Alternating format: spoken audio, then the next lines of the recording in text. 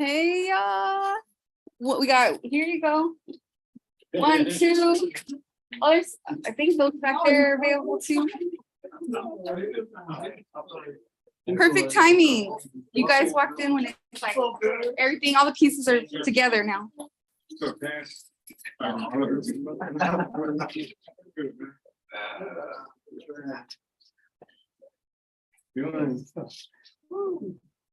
Yeah. All right.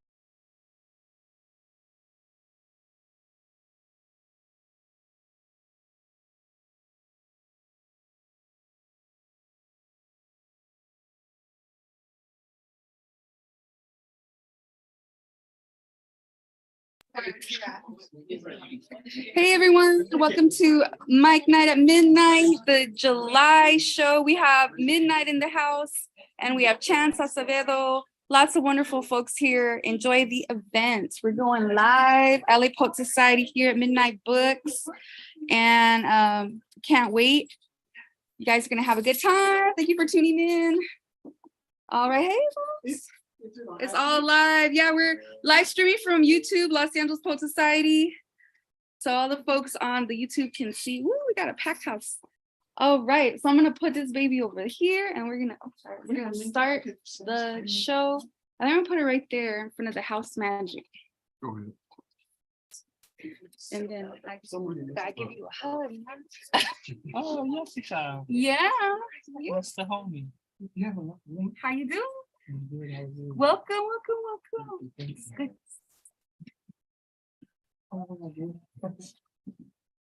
Thank you for being here. Midnight Books. Midnight Books. We're in Los Angeles. Oh, boy. Wouldn't people do that? I don't live nowhere near pretty. You know? I live in Carson. I Um, live like 10 miles away. It's not, for some reason it's not. Yes. All right, let's go. Okay, so feature guests, you don't need to sign up for the mic because you've got the time. But if anybody else wants to sign up, we got a great list here. All genres are welcome. You want to tell a joke, a story? I think we're good. Okay, so I'm gonna leave us here.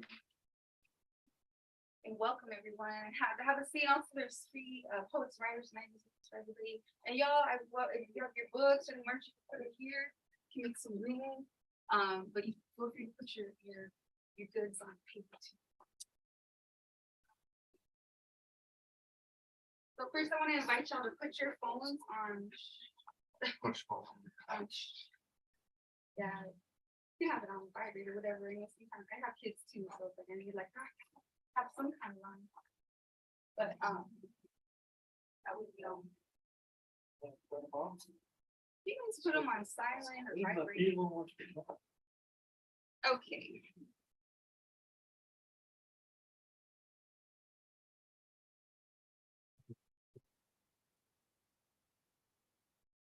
So I'm Jessica. I'm the founder of LA Poet Society. I'm also a publisher of LA Poet Society Press.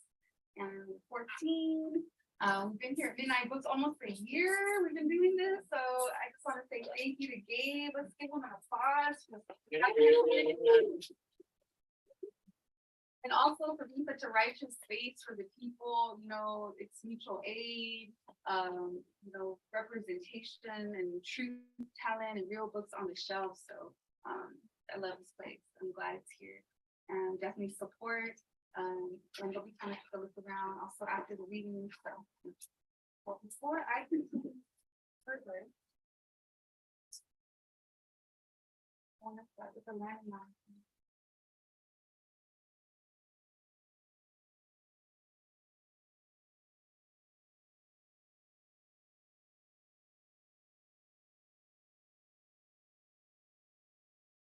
Are you streaming live right now, Mija?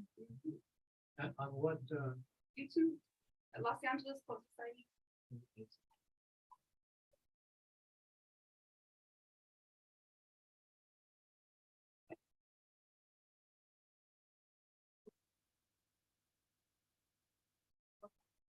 I want to give a man acknowledgement. I want to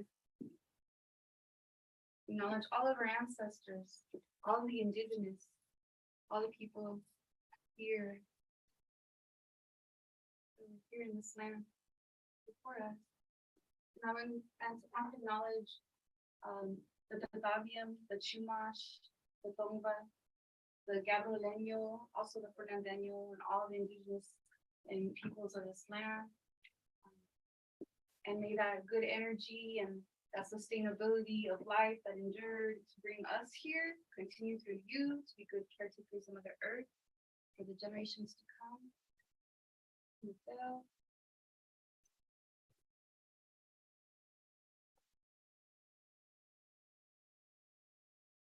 Acknowledge the entities as well. The energies of peace.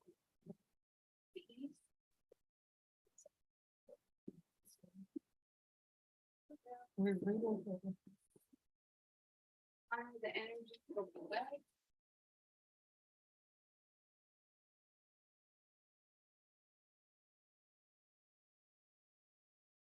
Honor the energies of the south.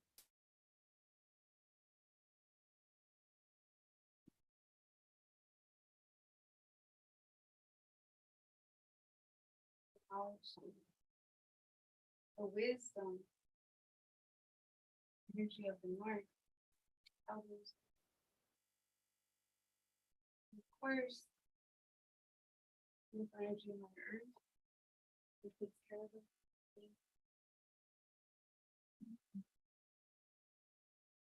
Energies of spirit, the Father Sky. Put your hands up. There's one more energy to acknowledge and bless. And that's right here to yourself. And you be blessed, you be protected, follow your instinct, intuition. That's your higher powers connection. Remember that. Just be good to the people, to everybody you encounter.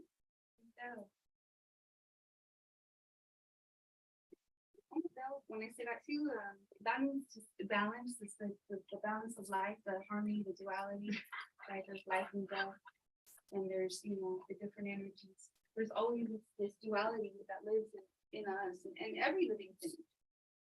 So when we say Mateo, it's balance and harmony. Thank you for everything. All right, everybody.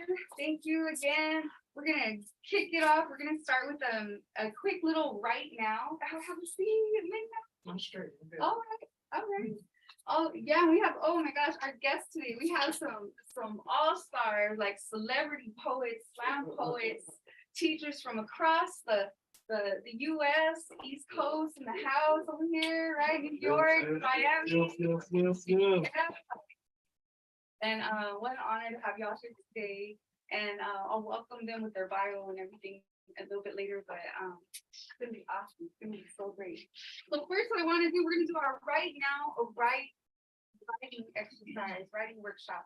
I am a poetry teacher as well, so I always like to get to work with the people wherever I can. So go ahead, and if you have a pen, a pencil or something to write with, take it out. I have a few up here. If you need one, I can pass it around or pass one out here. Anybody up here? Abraham. Got you. All right, got you. Anybody else back there? You pen, pencil. Then you got yourself. All right. Excellent. All right, and then I have paper. I have some notebooks. You probably need something to write with, right? So here's what we're gonna do.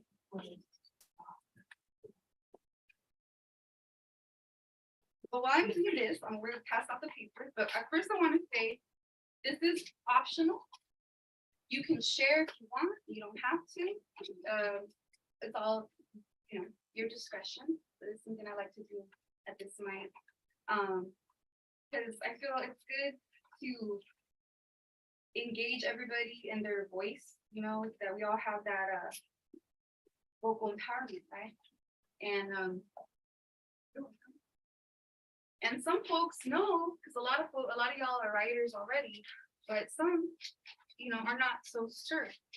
And whenever I can help turn on that ignition, you know, it's an honor to do so.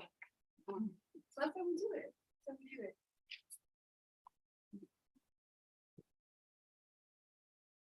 Okay. Yeah. No, I have- That-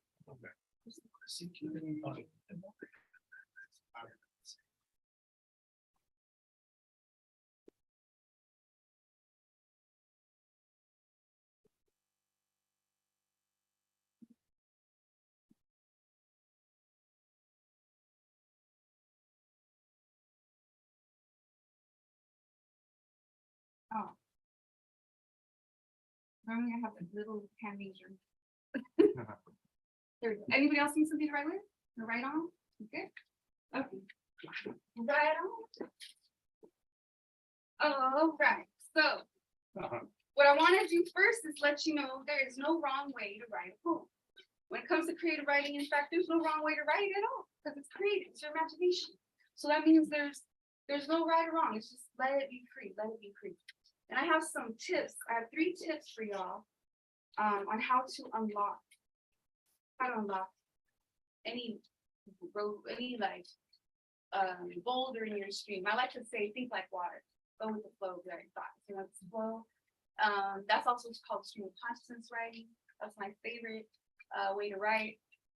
But the 3 tips that I give to let you write in that style without any worries is number 1, don't worry about how you're spelling. Don't worry about your spelling.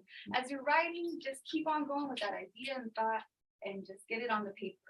You know, you'll make sense of it later, right? So just keep flowing. Don't worry about spelling. Don't worry about erasing. You know, sometimes we're like, oh, that word, we could get stuck on a word for a while. One time I had a student that was doing such, you know, going on this great fat stanza, and then they're going on the next stanza and they're stuck. And I'm like, what's going on? What happened? Like, miss, I don't know what rhymes with the petunia. I don't know what rhymes with this word. I can't think of a good word to rhyme with that. And I was like, oh, she doesn't have to rhyme. So I wanted just, you know, it can, and if you think naturally in rhyme, that's how you flow, awesome. Go with your own flow, but you don't have to make it rhyme.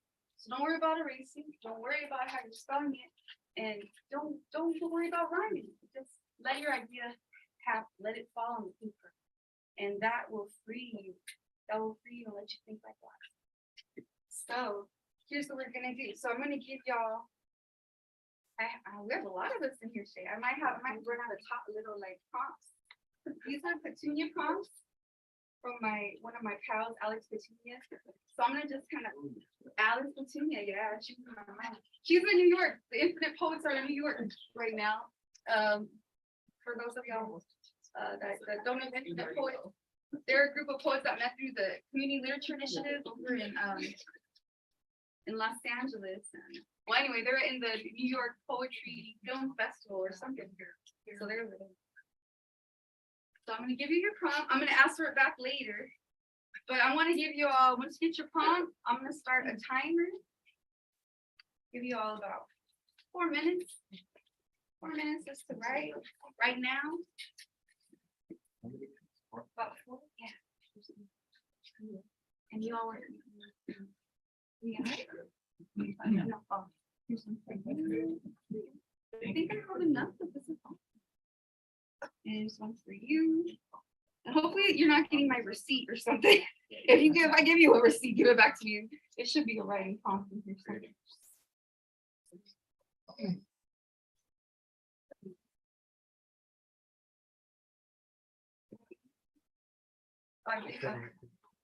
Y'all want to write too? Okay, so everybody has a prompt that wanted to do it.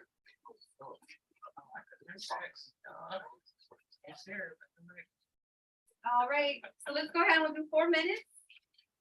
And then, so since I'm real short right now, writing time, poetry writing.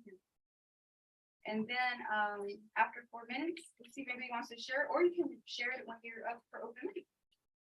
It's all up to you. Wanting me to feel like they're on the spot. Okay, 4 minutes.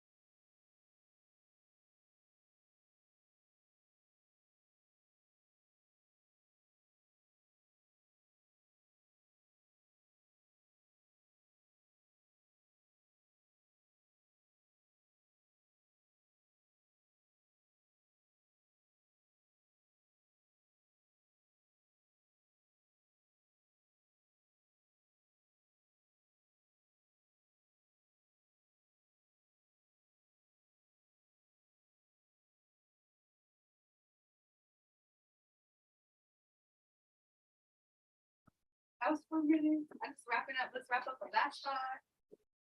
Bring it together. I hope you got some.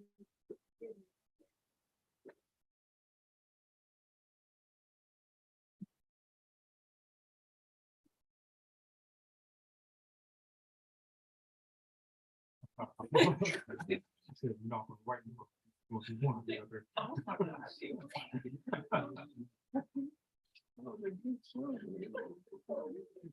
right, I get to put my thoughts. That today is July 29th. I was like the July 29th, 23. Saturday. 6:30. Okay, how y'all doing? How do you feel? Good. Get somewhere, get something. Yeah, some jam. Did we get a chance to read it over? Okay, I give you a minute to read it over and see what happened there. And if anyone wants to share it now, let me know. Let me know. Oh, cool. We got a couple. Okay. Okay, so. You read it first? What was your prompt? And then you can- My prompt was right about the last time you played on the playground. Oh. But now I gotta go back like 100 years. Oh, no. Because I'm only 40, 20, I mean, I don't know. So. And I still have this memory, it's a real memory. I was 10. Mary Lou on the swing. Good memories it brings. I loved her, paired your hips. Hips. I so wanted to push her. Touch, ouch. He didn't know it. I never showed.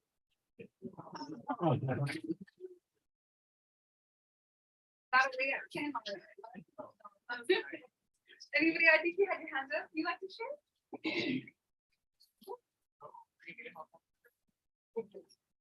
So that's what it says. Pick an age in your life. Either way, if you're comfortable there. It says pick an age in your life where you felt the biggest sense of love, write a poem from that age perspective. Mine is super quick.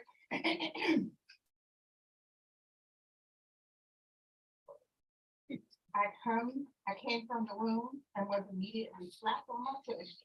Then I felt the arms of the woman who carried me for 9 months. Never have I felt so loved. We like short and sweet and get so much of that nurturing. Even that goodness. Thank you for sharing. Anyone else? Thank you. Yeah. Go ahead. All righty. So my prompt was write no to your pen. So this is a short. Dear pen. I thank you for the supply of ink that never runs dry. You are the voice that speaks when my mouth feels too weak to open up and express myself. You lift up my lips like nobody else. Give me the strength to share my story with those who care, to lend their ears and listen to every word that is written. Yeah.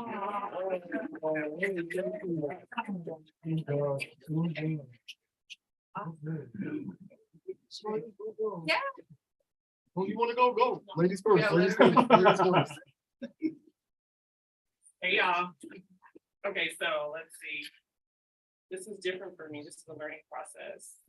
So mine's is write a poem about a road trip. I had the other one, but she took it from me. Dandelions, lilies, forest greens, swaying, lifting hands, white and black beneath my feet. Oh, the dance in me.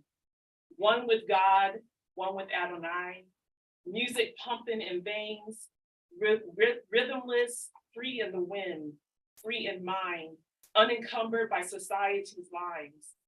I am me, dancing outside, coloring beyond borders. No matter how you perceive my being, I am who I am. This is my street, happy to be. Yeah.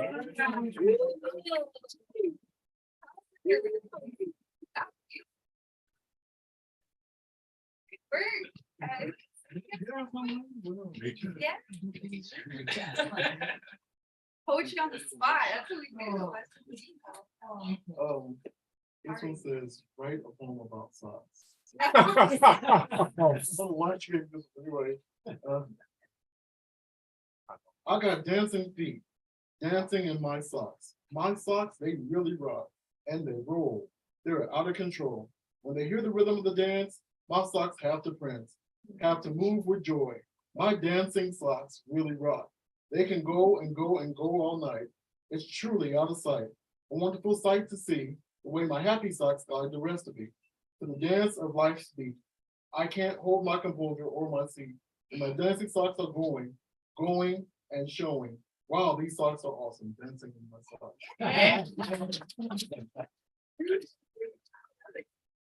I like these, you went straight for dance, like, I don't know, but I like dance. That's a great place to take. it. I love it. I want to picture everybody.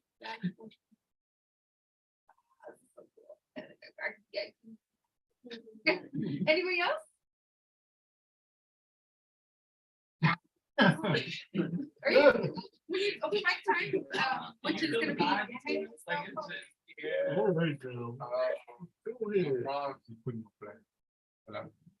My prompt is write about creating a movement for the world. What would you march for and who's marching alongside? Wow.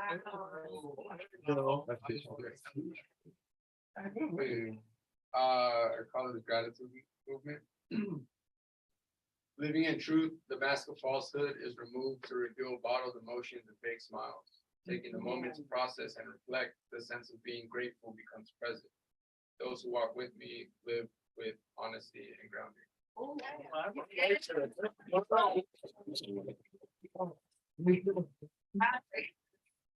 We all hear.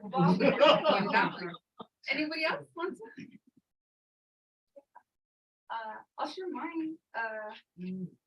Mine was write about your favorite, write about your favorite place to write.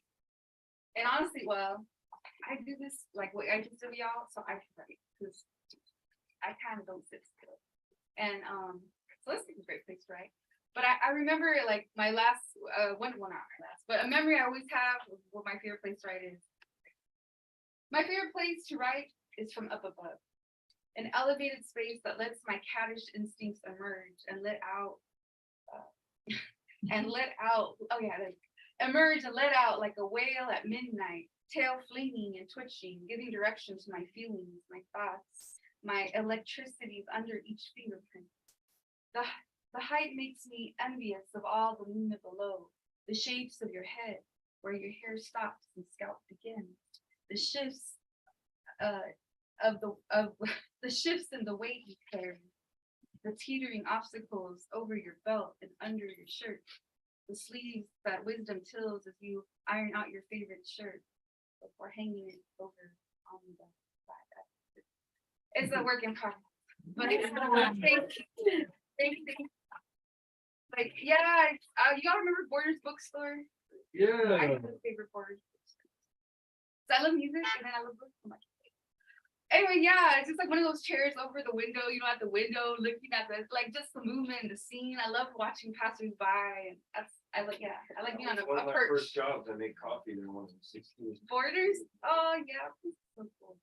And there's a few Barnes and Nobles left, but here we are at Midnight Books, so I'm glad Midnight Books is here.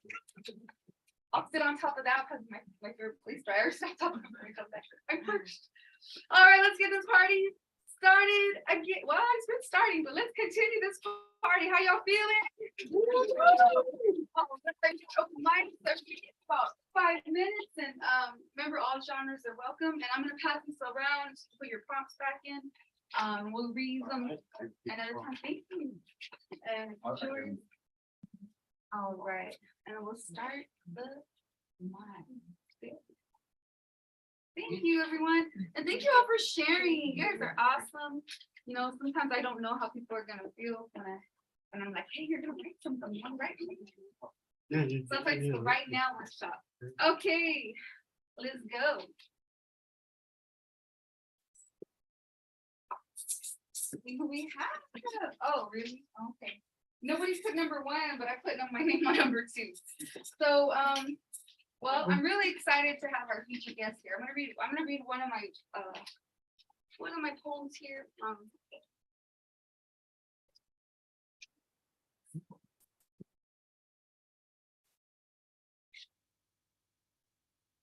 lot of new faces. I'll do my signature poem, and I'll do a new poem I wrote that was published. And this is the Watchtowers. You gotta teach in a high school over in Watts and had a residency. The high school students, 15-year-olds from Alliance City, Simon High. And so lots of good poetry in here. But this is dedicated to all the humans in the house. It's called Being Human. Okay. Yes. Being human. Feeling desolate in this space where time meshes into the host of my death. An uncertain slumber of right, a net of collection. Why does it always come down to money? To raise your hopes, your praises, to make you feel like a good human, a happy human. Justify me this feeling of incompleteness because I do not have enough paper to go around, taking away all the hands I owe. Is my life less valuable because I cannot pay someone today? Is my life less valuable because I do not have enough green to pay? Am I deemed to tire tread and sidewalk skid because I came up short? Well, how short of human am I since I have no green to give? Since when did paper inject itself into our veins? The needles blended into the stream of blood, plasma, capillaries, dust. There's no green. I am not rich. I am not paper. I'm human.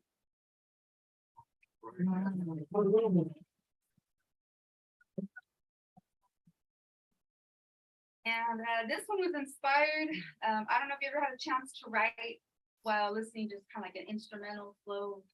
And that's actually a type of writing called musical express. You're kind of like being kind of influenced by what you're hearing. So I was listening to the sound of the flauta. My husband's a flutist, Juan Flautista. What's up, Juan? Also Juan Cardenas. Well, anyhow, I was listening to his flute playing, and the whole class was listening, and this is my poem. Unveiled secret. I am wind down the throat of the flute. The wind that parts my hair down the side from the current of Saúl's breath as he sees viento into life. The sweetness of our heartbeats collecting under their song, umbrella of harmony, that fire of life, vida, cleanse, un limpia sacrero, a fire that licks out the flauta like a tongue-tasting truth. Serpiente como tu sangre, traveling veins since the beginning of your time. Eyes awake, alert, witness to the water rising over your eyes, the soft tide that sweeps your ankles. The pads of your feet wear down with every stomp. Splash out to bless the frogs, splash out to greet the timid beetles, grasshoppers, and bees. Splash out to bless the seed as it settles into its pick of earth. Mira la lengua, curl tight, splashing palabra that only you know. The wisdom shaken into your heart that keeps these sounds etched into your ears. Your quiet timing in step with your path, unfolding for you to hold. Whispers your name. Tell the story to the wind for your journey. Yeah. Much love and gratitude. Thank you for listening, y'all. It feels so good. Be bound, poets and writers and folks that like all that too. Let's okay, let's keep going. All right. So next at the mic we have Abraham Kimani.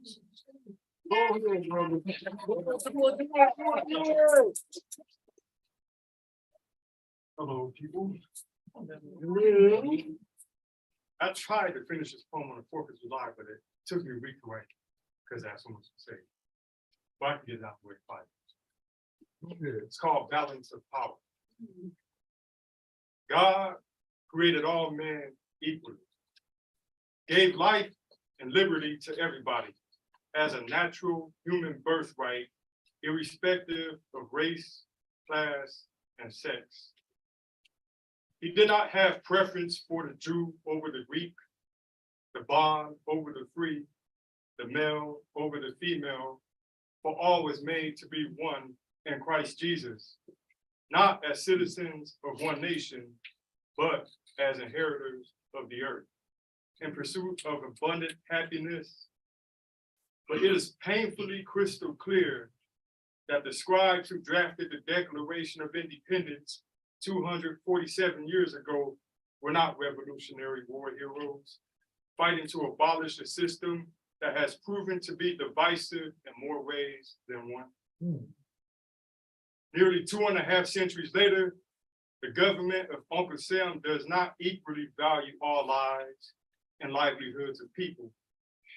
Racism, capitalism, and sexism continues to run wildly rampant as the relatively few in power willingly sacrifice their humanity for massive monetary gains. Very few law enforcement officials have been legally convicted, while many have either received a tap on the wrist or no punishment for stealing Black lives, women's lives, the lives of those in poverty, casualties of an intersectional crisis. If America is truly a Christian, she would stop showing partiality toward the whites over the Blacks, toward the rich over the poor, towards men over women. She would make sure her citizens have equal access to justice by giving more to those in need and less to those who have. By granting control of laborious fruits to toilers in every industry working hard with their bodies, minds, hearts, and souls to maintain a roof over their heads, food on the table, clothes on their back, shoes on their feet.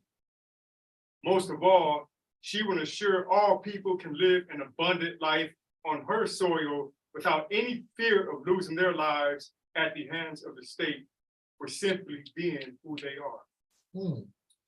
If she is unwilling to secure the safety and happiness to marginalized groups who have been historically and remain unsafe and unhappy under present day conditions, then her governmental system must be abolished and reconstructed by those who reimagine a society rooted in the need for unity and an equal balance of power.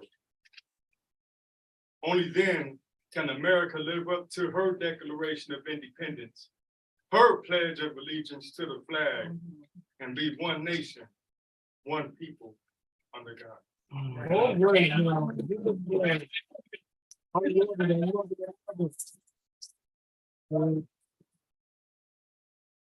I can't finish this poem, I'm sorry.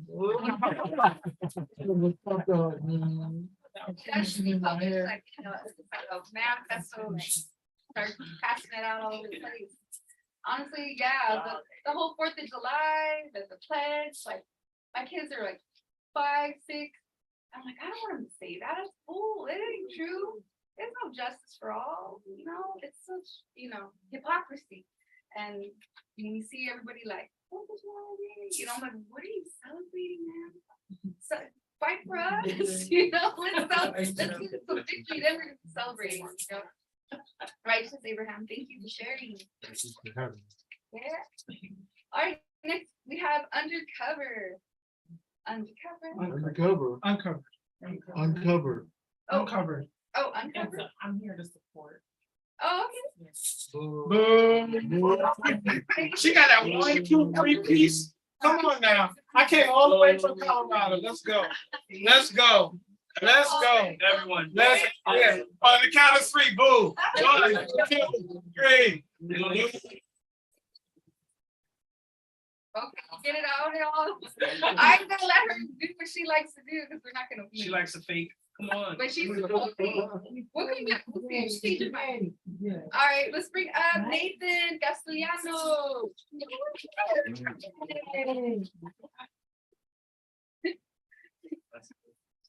I don't know if I'm the only one writing fiction here. I grew up here in Northeast LA. I got priced out about 6 years ago and I didn't know how to deal with my feelings. So I started writing this horror story where I fictionalize what it's like to be disinherited from your culture, your neighborhood, to not be able to afford to live where you grew up, and then watch these these transplants, these gentry steal your identity. Hmm. So I got two short ones I'm gonna read. Right into it. Miguel parked in a rooftop complex off of Maple and Sixth in downtown. Taking a deep breath, he took a look around. The streets were crowded with people walking around the fringe area of downtown LA between the downtrodden, steadily being colonized Skid Row and the already done and gentrified Pershing Square bound side. Los Angeles streets seemed to divide the two. The contrast was night and day. Working class on one side for the most part and walking appetites on the other. Just by simply crossing the street, your relative income bracket could be decimated or upgraded. Skid Row bound side would get you Tanica herbs, a pair of suede shoes, a strawberry licuado, a new stereo and some pupusas for less than $80. The Pershing Square bound side would probably run you about $30 just for parking and a cup of some amateur roaster pretentious coffee. This is probably an exaggeration, but the general idea is this. An invisible class wall could drop on you in almost any fucking corner of Los Angeles these days. But the funny thing though, if you ask the average shiftless artist walking down Broadway what they thought of the matter, they'd go into some BS monologue about how excited they were about the all new, all-inclusive Los Angeles. They'd shamelessly babble about how great it is that the class barriers had fallen and we could all just integrate and enjoy together. Now, I could be wrong, but I don't think Fate and Fowler on 9th Street or Prue and Proper on Spring Street or any other of these pretentious downtown bistro shitholes are charging on a fucking sliding scale so everyone in Los Angeles can enjoy the perks of this new phantom all-inclusiveness. No, don't think so. Most longtime low-income LA residents can't even afford to spend more than $10 to $15 per person on dinner these days. That said, these places are running way past that kind of money for just hors d'oeuvres or one lousy handcrafted cocktail.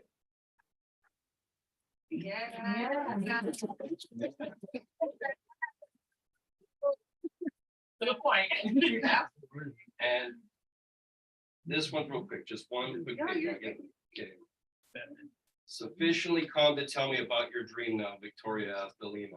They had taken a car into the city to a local cafe slash bistro in Newburgh, New York, a pretentious little project for the increasing number of gentry.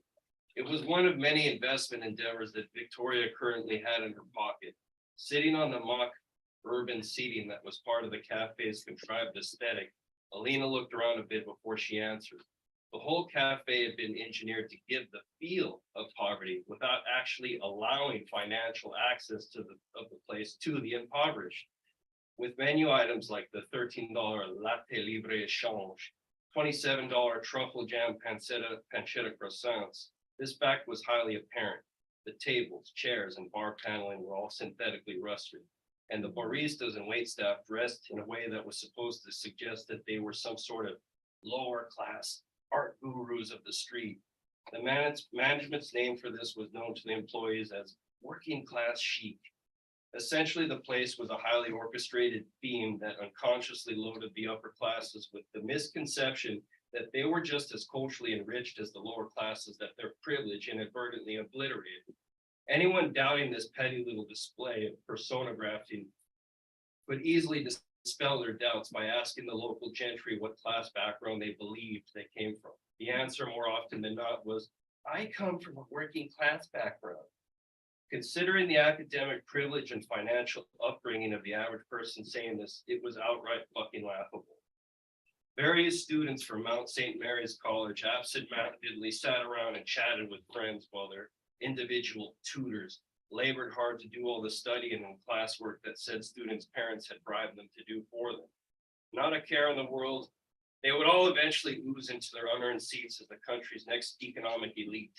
Sure, a few would get caught and possibly be put into the media spotlight as a way to throw the real lower classes a little bone, make them feel like justice could be served, a little treat to give them hope that the privileged and powerful can be put down instead of being on the rails of nepotism and favoritism their whole lives. Thank you.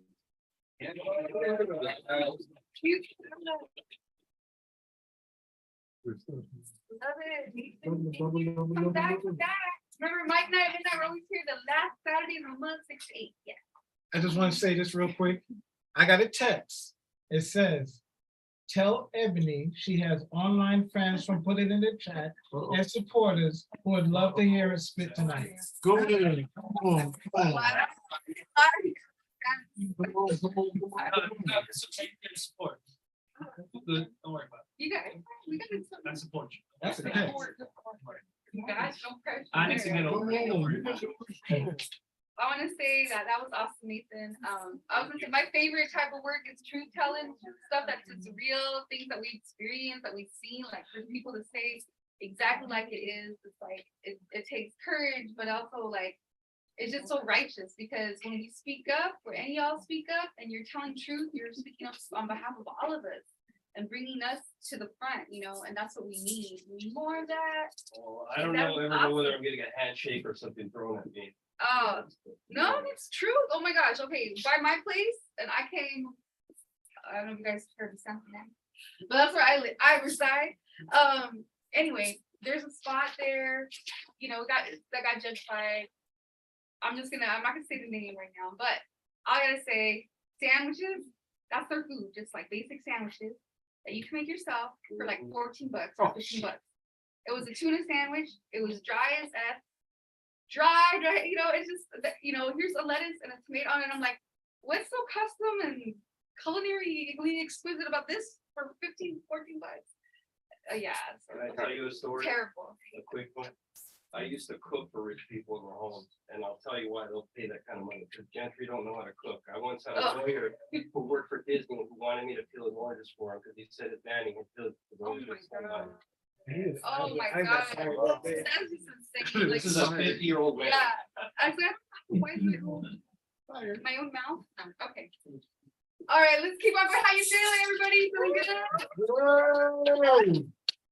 One more guest in the open mic, and then we're gonna bring up our first featured guest. And then we'll go back to Mike, and then one of y'all can close it up. Yeah, we do it together. You wanna, you're gonna do a team? Yeah, we go together. Oh, right on. He carried it, so. Oh, somebody. Okay.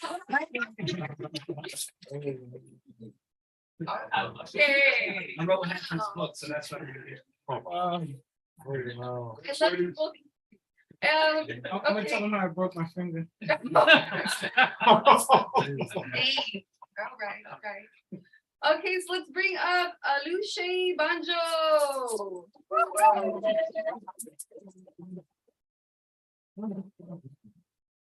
You're the opener. You're gonna open up for the feature now. Man, I know I should have signed it fast. I thought it was last. I was like, oh, how's everyone doing tonight? Great. Yeah. I don't feel bad. I don't feel bad. How's everyone- Yeah. It's just dance your talk, man. I wrote like 3 short poems, and I'm just gonna try to read it. I'm like, oh gosh. The first poem I'm gonna read is called "My Life's Philosophy." It's like it's a takeoff of Links of Music. My favorite poems from Links of Music. It goes, I play it cool and do the best that I can. That's why I'm the man. My philosophy of life is simple and also the same. Do good to others and don't you play no games.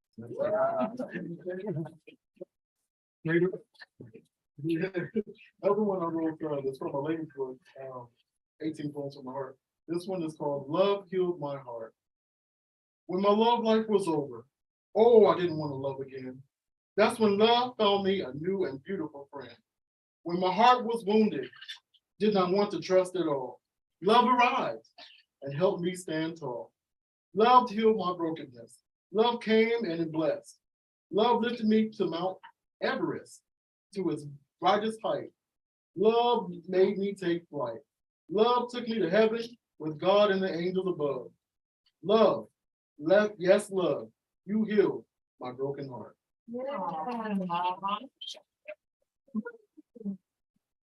And this one is I just wrote this a couple days ago. This one is called "Doesn't Take Much to Make Me Happy." All it takes is just to see you smile. Have you spend time with me for a while. To have you speak my name. To know that you don't play games. to just find a true love. A love that is true. A love that just wants to talk and be cool. A love that I deserve. Doesn't take much to make me happy. All I need is love, and all I need is you. Oh,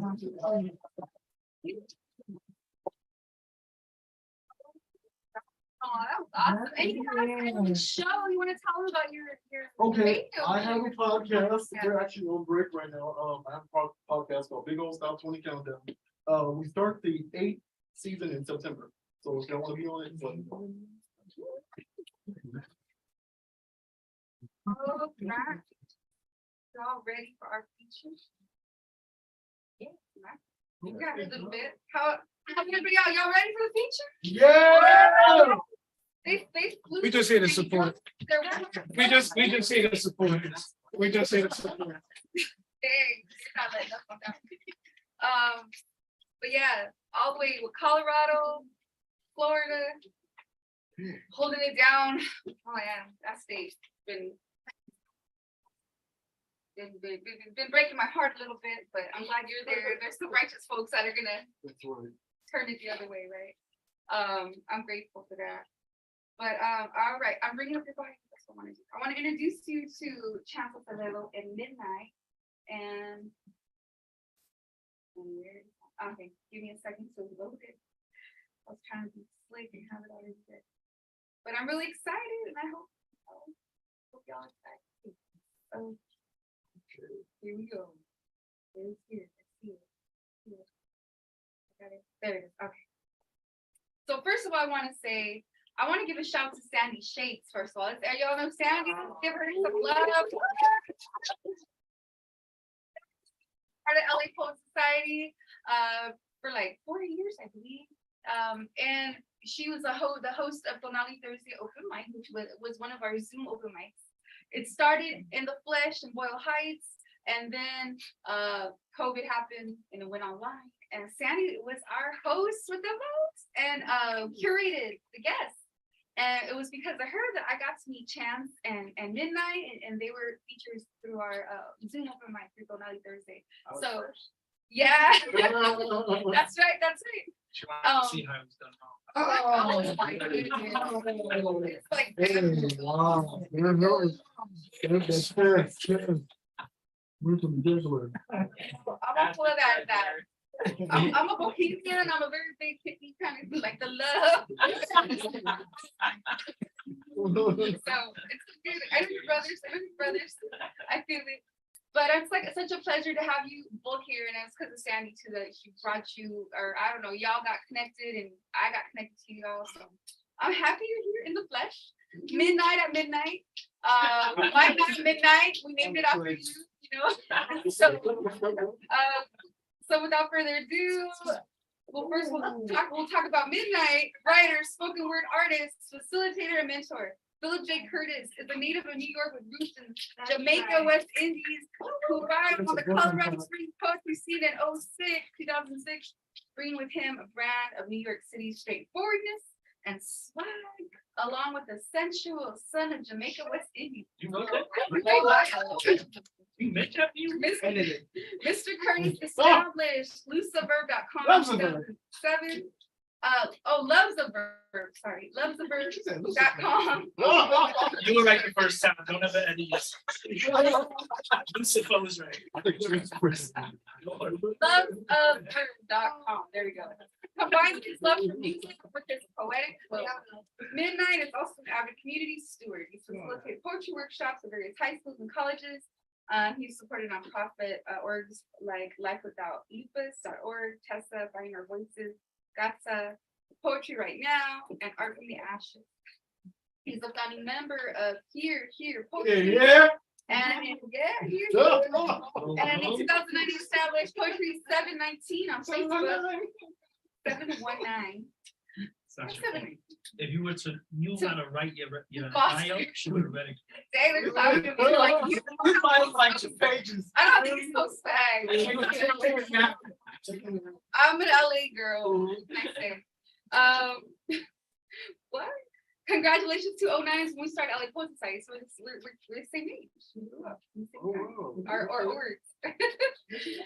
So Poetry 719 was to foster and support the freedom of self-expression in spoken and written words through community connections, education, and poetic unity for all Asians. Midnight has released 2 CDs and he plans to release 2 books. Wait, I think that already happened. No, he gave the wrong, he sent you the Yeah, wrong. this is in 2020. This is gonna. You see how somebody trying to lowball you? He gave you the wrong bio. Well, he's probably like. So he's got some new books. He's got some CDs. He's in the house. Midnight. And you can find him in the cloud at midnightpoet00.com. In the cloud. His hand is always in the cloud. Instagram, Instagram. You are. Just. Should I say his bio? No, you don't have to, you can just say, yeah, we're ready. Whenever you're ready. All right. He's like, you didn't talk to me. So this is Chance. Big six. And he's also open mic host, eldest of 3. Let's see. He's been a featured performer in many poetry venues and universities. He's been known for hosting some of New York City's most popular open mics. He's also hosted the first annual New York Hip Hop Dance Convention at Sony Studios. And because he currently curates and hosts virtual poetry open mics with the Dumping Grounds and Put It in the Chat. Has been published in Raul Maldonado's The Company We Keep and Me No Habla with Acento, just to name a few. Since moving to Florida, Chance has mentored youth poets for the Dranoff International 2 Piano Foundation, Plano Slam, where his mentees have won first place for 2 consecutive years. He's also and as an educator, he's an employability coach for young adults living with autism. He's the founding mentor. Oh my God. Chance is the founding member of the All Latino Poetry Troupe El Grito de Poetas. Yeah. A collective of diverse Latino and Latina poets dedicated to the craft and performance of modern poetry. And he's a board member for Latinos NYC. And he's a confident stage presence performer. You gotta see him. Let's see. Oh, he says here. He has a new collection poetry called Sketch of My Rights, Your Favorite Troll and Self-Proclaimed A-hole John Chantal. Yeah, did I get that right? That's what you said, sir? That's what he said. Well, they're here in the house. I know, like. Reading off the phone is me. All right, y'all. Let's hear it. Let's put some.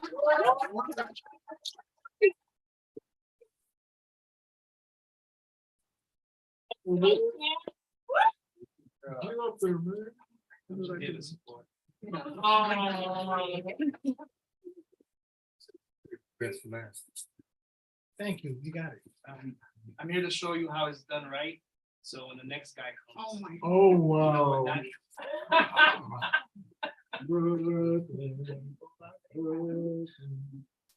So unfortunately, he's from the worst borough in New York City. I'm from the best borough in New York City, which is the Bronx. So, thank you for having us. Carry the message.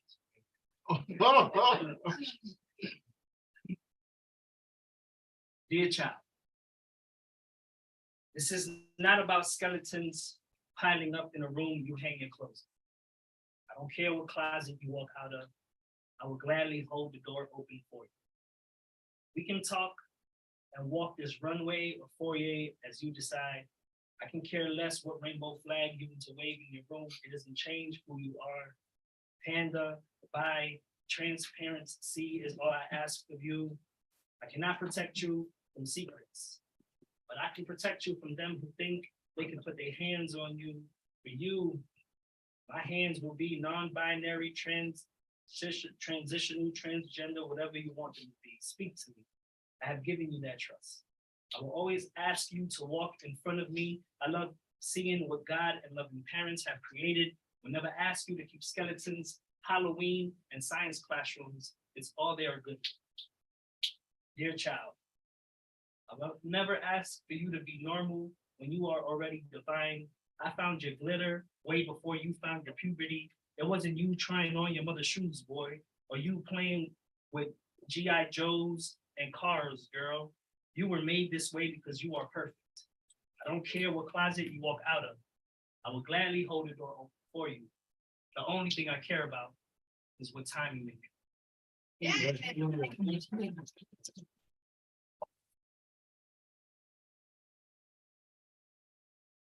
October 25th, 2005, I walk into an elementary school and the kids look at me as if I'm their teacher. 5'7", 207 pounds with about 27 tattoos.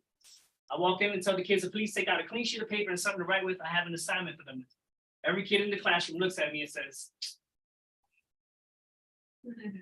so I tell them, please take out a clean sheet of paper and something to write with. I need you to tell me what you aspire to be when you become old. Every kid in the classroom grabs a piece of paper, starts to write about what they aspire to be when they become older. I grab 3 kids at random and bring them into my office. The first kid, John C., a Dominican kid. I tell him, John C., please tell me what you aspire to be when you become older. He says, oh yeah, check it out, Mr. Jones. I don't finish what you wanted me to do, but I can tell you what I want to be. And I say, John C., please tell me what you aspire to be when you become older. He says, when I become big, yo quiero jugar baseball. And I said, John C., you're Dominican, so chances are you're gonna play baseball anyway. He says, no, Mr. John C., I don't think you understand. See, I want to play pelota.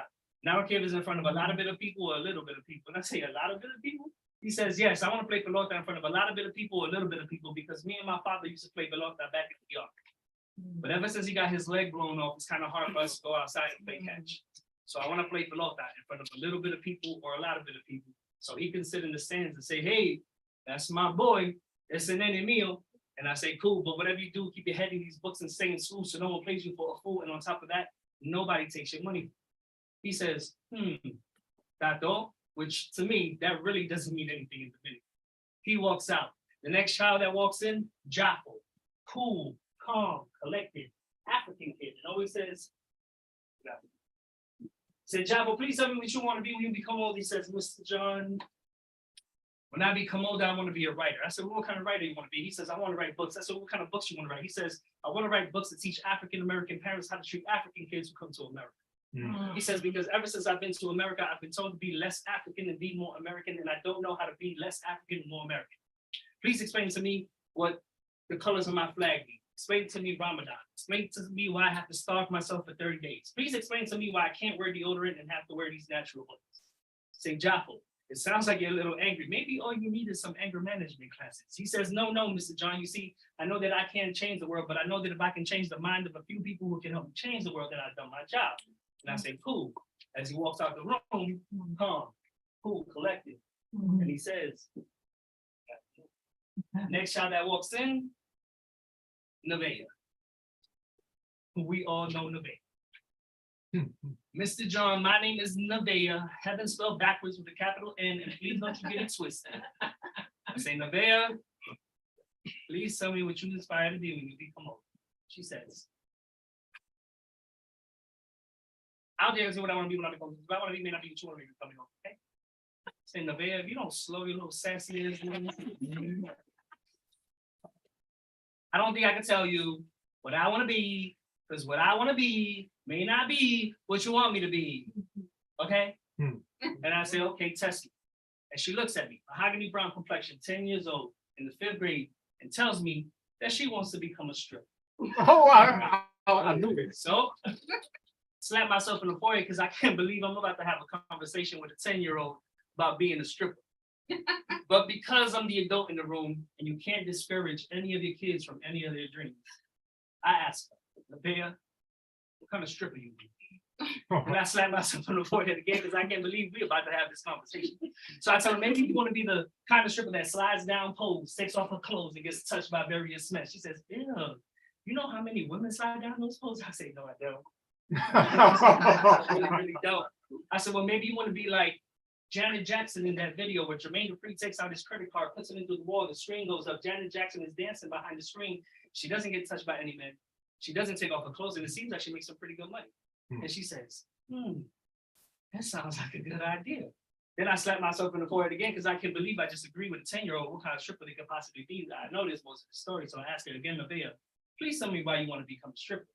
She says, Mr. John, I want to become a stripper because maybe if I was a stripper, I'd be the cute girl. Maybe then I can walk down the hallways and they say, there goes Nevaeh, the girl with the clean clothes. The girl who always has her hair done at school. Maybe they'll say, there goes Nevaeh, the nice girls. But I know there's more to the story, so I keep digging. Nevaeh, why do you want to become a stripper? She says, okay, I want to help my grandmother and my mother put more food on. I'm tired of going hungry. Every time I walk into the class, the kids can hear my stomach rumbling, and I know there's more to the story. So I ask her again, Nevaeh, please tell me why you want to be a stripper. She says, okay. The only reason I want to become a stripper is because maybe if I was a stripper, then my father would come see me more.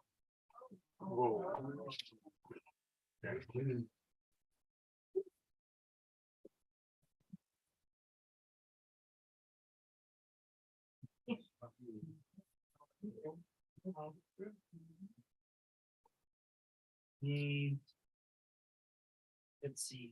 Are you taking the class? No. Definitely not for you.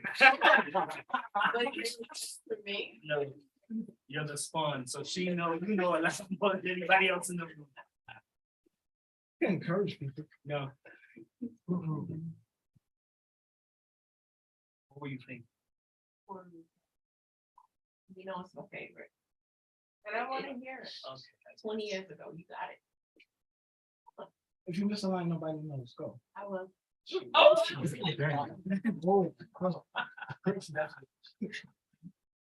The daughter probably has memorized. That's why I didn't. Okay, picture this. A young kid who walks in. No. Okay, picture this. A young kid who stands 4 inches over 5'3". Handsome looking brother. Kind of like me. And he proceeds. Why don't you do us all a favor and turn that Spanish shit off? The dark-skinned sister sitting next to you can't possibly like or even understand half the shit she's listening to. Come on, let's be serious. She's darker than I am. Silence set in on the downtown number 6 train. It got so quiet, you almost heard her mouth spark. I walk up to the young man and said, excuse me, your brother, what are you talking about? He turns around and says, Que viva Puerto Rico! I'm loud because I'm Puerto Rican. Now I'm upset. Like, I can't believe this young brother just said that he was loud because he was Puerto Rican, even though you know some Puerto Rican is pretty loud. So I tapped the young man and told him, what does Puerto Rico mean? Silence. I could see tears about to formulate in his eyes. And for the first time, I'm like, yes, I'm so happy there's a delay on the downtown number 6 train. So I tapped the young man and say, rich port. Puerto Rico means rich port. So please don't be confused by this red, white, and blue you've been force-fed. Let's talk about your red, yellow, and green. Red for the blood that was shed for your ancestors, the yellow for the gold that was found in the ports, and the green for your land that's so fertile. Being Puerto Rican doesn't consist of how many Big Pun or Fat Joe verses you memorize, because dead in the middle of Little Italy, Italy. Look, some of you are so proud of your culture, but you really don't know Italy. Being Puerto Rican doesn't consist of how many times you picked up your Puerto Rican flag. I went to the Puerto Rican Day Parade and waved it at J-Lo. Well, by the way, this bitch ain't been Puerto Rican in the last 6 or 7 movies she's been. And I'm a little sick and tired of the, well, I'm just a Puerto Rican girl from the Bronx. Oh yeah, let's keep it real. If that was the case, why was Jenny from the Block filmed somewhere here in LA and not in Castle Hill? It doesn't bother me whether you speak Spanish well if you don't, just know where you're from. Whether it's San Juan, Ponce, Mayagüez, or Orocovis, just know that you're from a land of noble and valiant lords. You do know that's what Boricua stands for. Or maybe that only the male Coqui sings at night, serenading all islanders to sleep because the female Coqui didn't sing at all. For me to stand before you and tell you that all Puerto Ricans are horny is not the direction I'm trying to take this. But he was too busy making fun of strangers, trying to separate his real cousins from his play cousins, that he hadn't had time to understand this stuff. So I told him, the next time you ranting, raving, hollering, and screaming, you need to do us all a favor and really understand who's listening. But what made me most upset was that I shouldn't have to tell this young brother this, because me, I'm Colombian, I'm not Puerto Rican.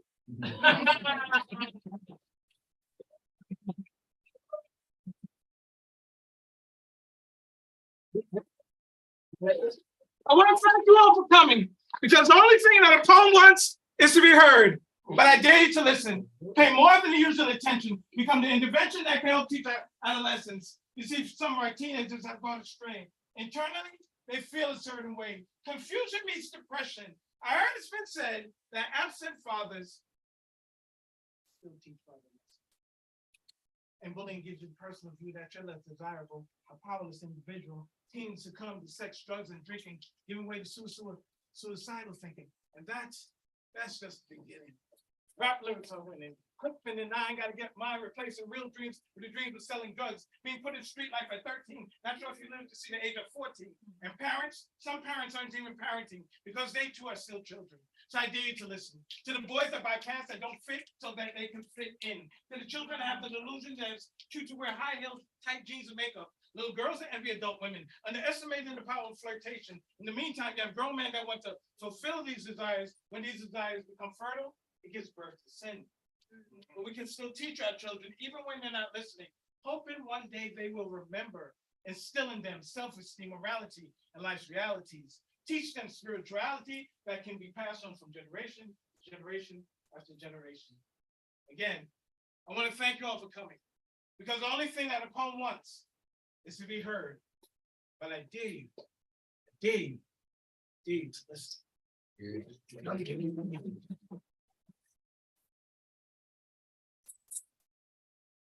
Question: what makes a woman sexy?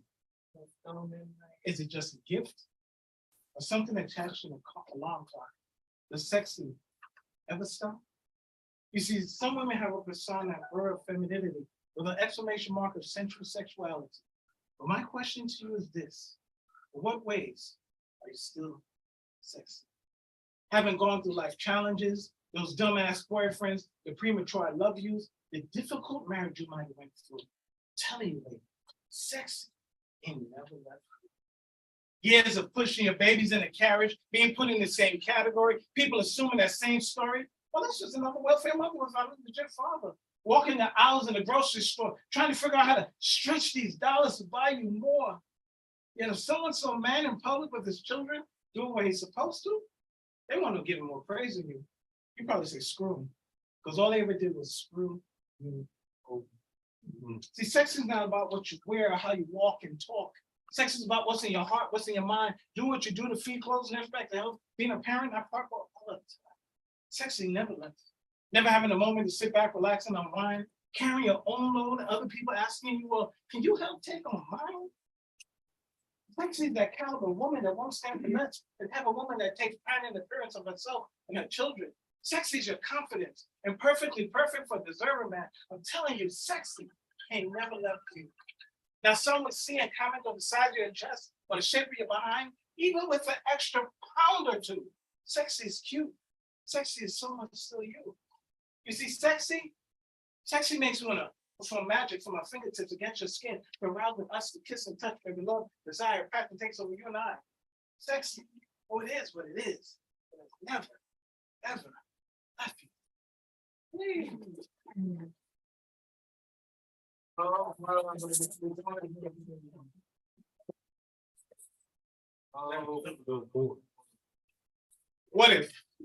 What if you were eyewitness to history, born in the 18th century into this tight-fit black-skin onesie, booked on a sailing ship without a Royal Caribbean affiliate, a trip that offered complimentary beatings for breakfast, lunch, and dinner, chained neck to ankle, food rationed into small portions, feces and urine for you to sleep in.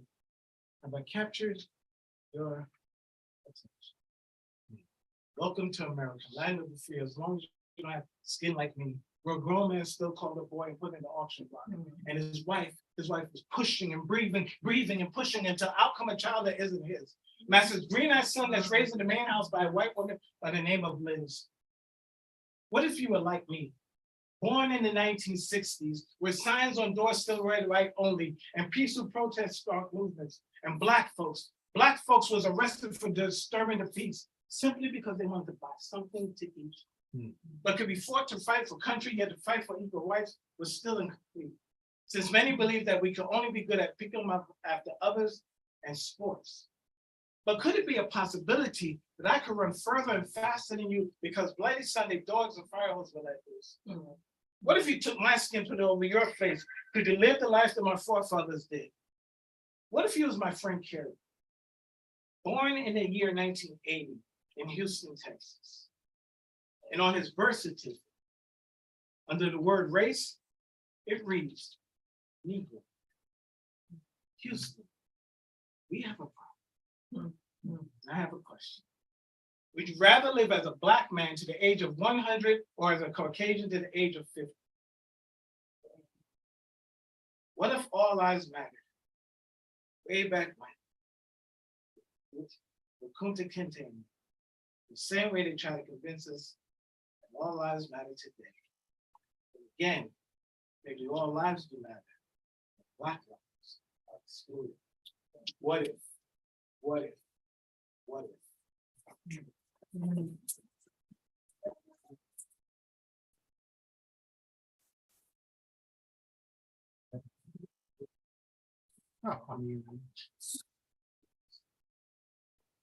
So that's what not to do. So I've taught him how to write short poems called haiku. 17 syllables. 17 syllables. First line is, how many? Very good. Second line is 7. The last one is 5. 575 is how you write a haiku. And for example, I thought she was cute until she opened her mouth. Damn, her teeth.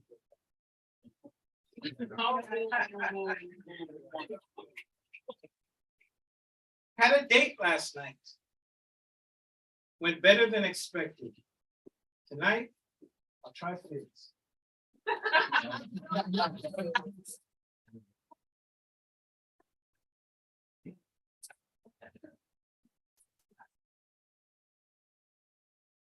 Hair tips 101. Blonde hair does not make you cute if you are ugly. Oh my God. My mother birthed me, died before I was age 1. I have no love for me. In a perfect world, men will mimic Darth Vader. I am your father.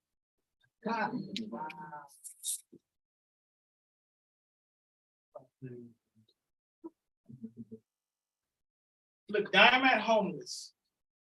Vet says, please keep your money. All I want is change. I know that.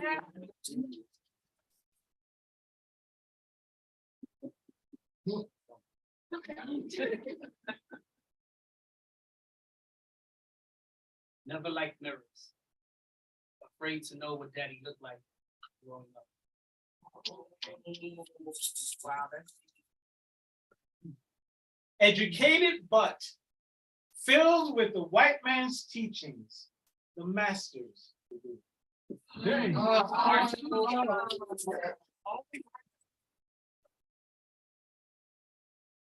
Oh, knockout points right there.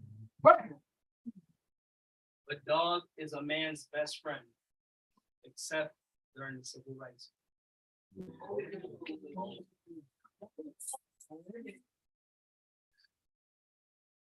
Minor disturbance. Always call on ambulance. They don't carry guns.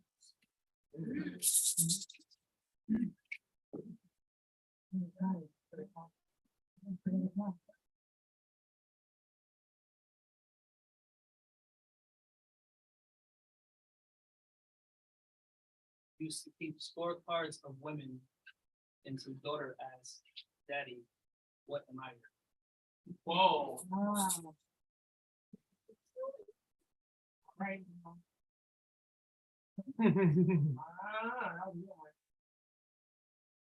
4 black men at bar.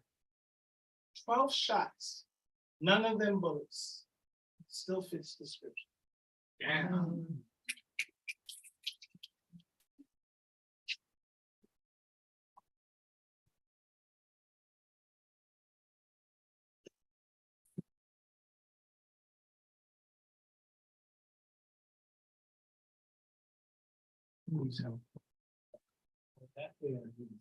See, who carries who?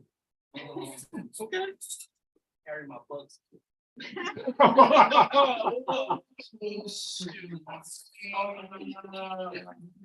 Best part was he wasn't looking at me. when I- I heard it. So those are haiku. Thank you. This is my book, Sketches of My Writings.